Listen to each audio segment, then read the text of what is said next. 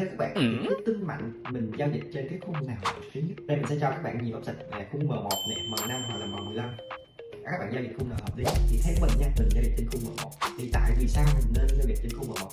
Thì biết độ giá của cái tinh mệnh nó từ 10 đến 20 giá, đúng không anh em? Dựa trên đó thì mình đi tổng khoảng là từ 3 đến 5 phiên khung M1. Thì tại vì sao vậy? Nói thì 3 đến 5 phiên, 1 phút là một cây nến, giao dịch từng cây nến, hoặc là chúng ta có thể là vào từ cây nến thứ nhất hoặc là cây nến đầu cây nến thứ hai thì mình đóng ở cuối cây nến thứ 5 hoặc là cuối cây nến thứ 3 thì tùy anh em.